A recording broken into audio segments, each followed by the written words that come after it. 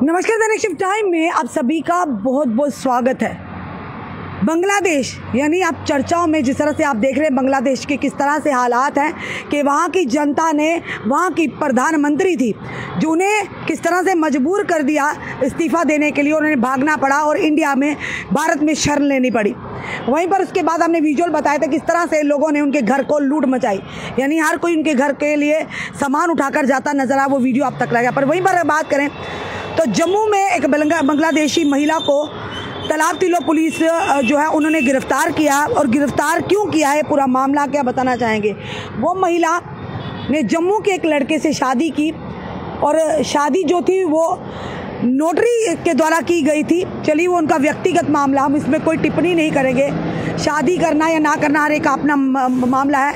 उसके बाद ये महिला जो थी, इनका जो वीज़ा है पिछले 2 साल से एक्सपायर हो चुका था और एक्सपायर के बाद भी 2 साल से लगा तो उससे रिन्यू नहीं करवाया गया और यहाँ पर अपने पति के साथ वो रह रही थी।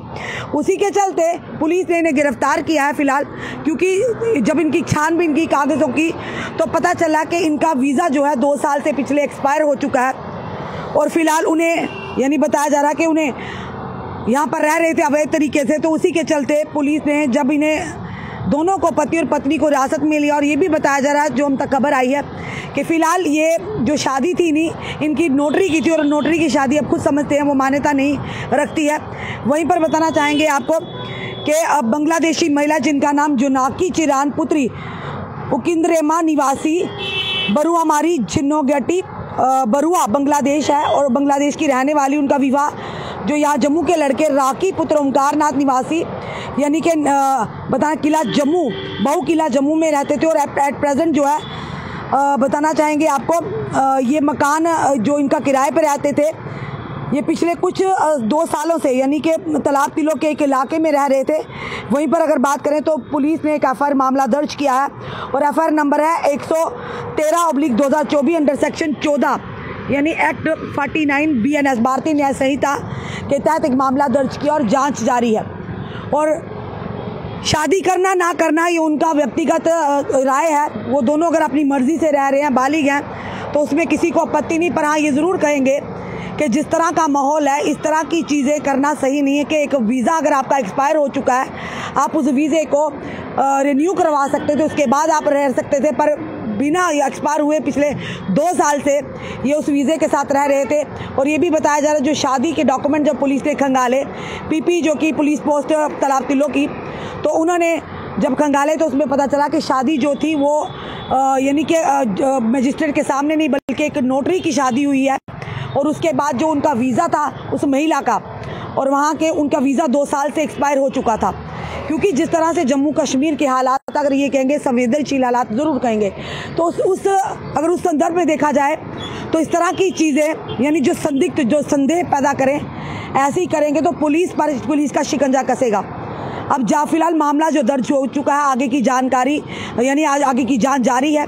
अब जांच में क्या निकल कर आता है, क्या वो महिला कितनी देर से, 2 साल से तो एक्सपायर है, किस तरह से उन्होंने क्यों नहीं वीज़ा रिन्यू करवाया, क्या और भी उनके साथ लोग हैं, किस तरह से, यानी सारी चीज़ें, जब वीज़ा अगर इन्होंने नहीं करवाया यानी ये ज़रूर कहेंगे तो उसके चलते पुलिस ने एफआईआर दर्ज की है। और वहीं पर अब आगे की जांच जो जारी है।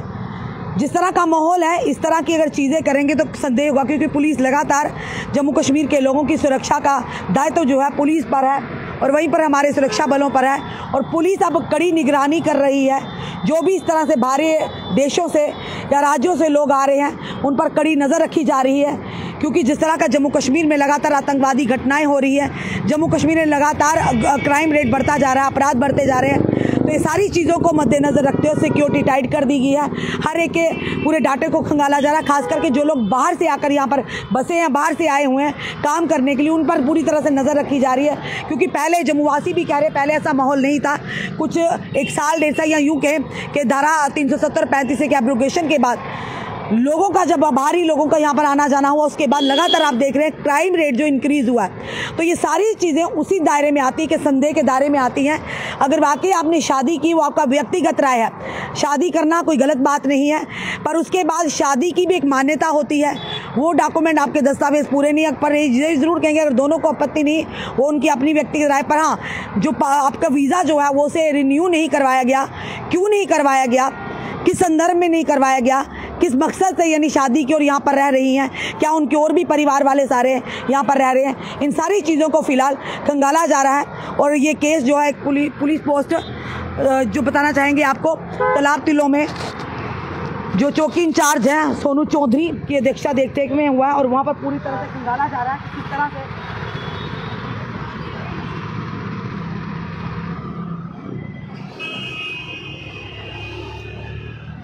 और ये मामला जो है कल देर शाम जो सामने आया था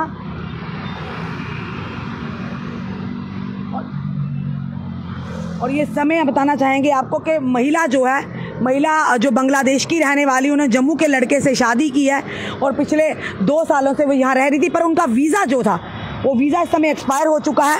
और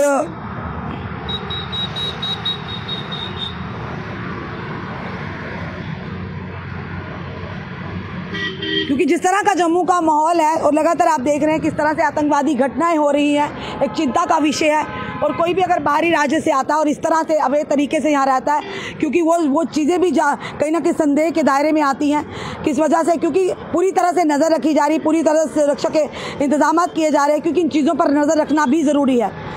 कौन किस बेश में हमारे जम्मू कश्मीर में आए और किस तरह से घटना को किसी अंजाम दे, ये सोचने वाली बात। और इस पर संदेह बनता भी है कि अगर कहीं ना कहीं शक के दायरे में आता कि अगर रह रही है शादी की तो आपने क्यों नहीं वीज़ा क्यों नहीं उसे रिन्यू कराया, 2 साल से एक्सपायर वीज़े के साथ यहाँ पर रह रही हैं और शादी की है, नोटरी की है।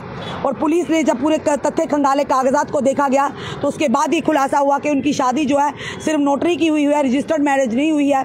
और उसके बाद जो उनका वीज़ा था वो 2 साल से एक्सपायर है, एक्सपायर वीज़े के साथ वो यहाँ पर अवैध तरीके से रह रही हैं। कुछ रूल्स एंड रेगुलेशंस होते हैं, टर्म्स एंड कंडीशन होती हैं किसी भी देश में या किसी में राज्य में जाने से। अगर यहाँ के हमारे लोग जाएंगे ऐसे कहीं और तो उन्हें भी इसी तरह से अगर उनका भी वीज़ा इस तरह से एक्सपायर होगा तो कोई भी बाहरी राज्य या देश उन्हें वहाँ रहने नहीं देगा। तो अगर वो टर्म्स एंड कंडीशन उन लोगों के, हमारे जम्मू कश्मीर के लोगों के लिए, हमारे देश के लोगों के लिए, तो इसी तरह बाहरी लोगों के लिए वो टर्म्स एंड कंडीशन पालन करना बहुत ही अनिवार्य है। फिलहाल पुलिस अपनी जाँच कर रही है, अब जाँच में क्या निकल कर आता है, क्या